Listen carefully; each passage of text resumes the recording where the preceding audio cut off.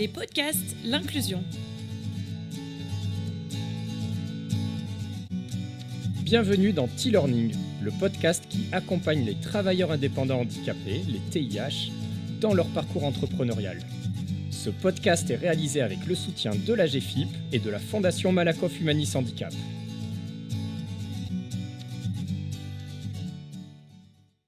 Chers entrepreneurs et TIH expérimentés, dans ce module du programme T-Learning, nous vous proposons des conseils sur la recherche de financement dans l'objectif de pérenniser votre activité. Si vous n'avez pas d'expérience de recherche de financement, nous vous conseillons de suivre le module numéro 8 consacré au financement qui introduit les différentes notions et modalités de financement. À l'issue de ce module-ci sur le financement de moyen ou long terme, vous aurez des points de repère pour lancer l'analyse de vos besoins de financement, des pistes de recherche de financement à horizon de 3 ans ou plus, ainsi que des idées sur les acteurs vers lesquels se tourner pour envisager cette question. Nous allons structurer ce module en 2 parties. Premièrement, l'analyse de vos besoins et l'anticipation, et deuxièmement, les conseils et points d'attention. Première partie, l'analyse des besoins. La première question à se poser est quelle est la nature de votre besoin de financement ? Servira-t-il à financer un investissement, de la compensation du handicap ou un besoin de fonds de roulement ? Pour un besoin relatif à un investissement, il sera généralement plus pertinent de solliciter des financements de type dette ou action, voire des financements hybrides tels que ceux que nous présentons dans le module numéro 8 cité précédemment. Pour un besoin de fonds de roulement structurel dans la durée, le même raisonnement pourrait s'appliquer même si le financement par dette est souvent plus adapté. Par dette, il peut s'agir d'un prêt classique, mais aussi de crédit ou dette fournisseur négocié. Pour un besoin de dispositif de compensation du handicap, la subvention ou assimilée sera en général la plus adaptée, que cela passe par une demande auprès de l'AGFIP ou que cela passe par la mobilisation de la RLH, reconnaissance de lourdeur du handicap par exemple. Deuxième élément, selon le montant demandé, votre démarche ne sera pas la même. Si votre besoin est inférieur à 10 000 €, une démarche auprès d'une banque ou d'un financeur institutionnel ne sera pas forcément adaptée. A contrario, un financement par subvention pourrait être plus adapté, voire un financement par votre réseau proche ou par crowdfunding, par des acteurs comme Ulule par exemple. Pour un financement de plusieurs dizaines de milliers d'euros, les financeurs de type Réseau Initiative ou BPI France peuvent être assez adaptés et ils pratiqueront souvent des prêts. Dans certains cas, les régions peuvent abonder dans certains financements par subvention et sur certains projets. Bien entendu, le critère du projet sera majeur. Si vous répondez à un enjeu prioritaire pour le financeur, vous aurez des chances d'obtenir un financement. Si ce n'est pas le cas, cela pourrait être beaucoup plus difficile. Pour un financement de plusieurs centaines de milliers d'euros, la démarche la plus fréquente sera probablement le financement en action par une levée de fonds auprès d'un fonds d'investissement. Cela pourrait également se faire par dette si vous avez déjà une taille d'entreprise significative. Enfin, il existe désormais des plateformes de financement participatif comme lita.co qui pourraient vous permettre de financer des projets de plusieurs centaines de milliers d'euros par d'autres moyens. Pour les financements de ces montants, vous serez le plus souvent accompagné par des conseillers, qu'il s'agisse de banques ou autres. Deuxième partie, conseils et points d'attention. Premier élément, la maîtrise du calendrier est critique, et ce pour 2 raisons.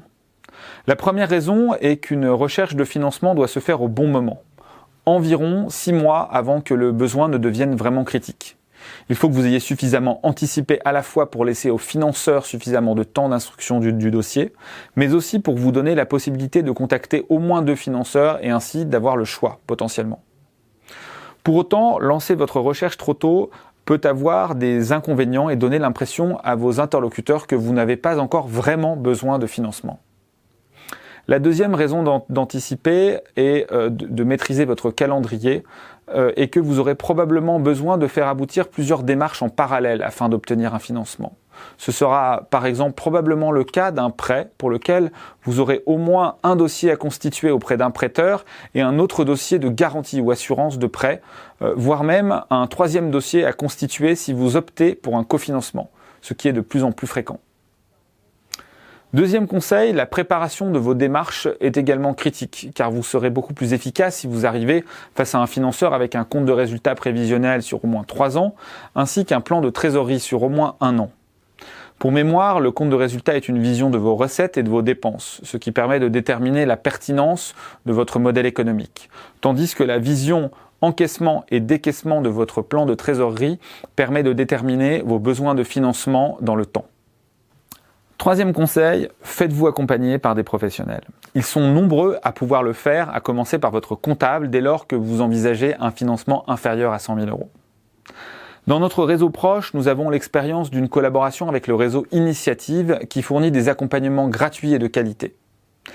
Dans le domaine, vous pouvez également solliciter des conseils auprès de réseaux tels que BGE, l'ADI, Initiative France ou France Active. Quatrième conseil, ayez à l'esprit que les financeurs auront presque toujours une préférence pour le financement d'un projet neuf plutôt que le financement d'un problème de trésorerie issu d'un projet en cours d'exécution par exemple. Dans ce cadre, prévoyez des aléas, de légères marges de manœuvre dans votre budget. Autrement dit, construisez votre projet sur un scénario qui ne soit pas trop optimiste. Et maintenant, cinquième et dernier conseil en guise de point d'attention. Certains types de handicap peuvent rendre l'obtention d'une assurance de prêt assez complexe. À l'heure où nous tournons ce module, il n'existe pas encore de solution bien connue ou évidente qui s'adapte efficacement à tous les profils de travailleurs indépendants handicapés.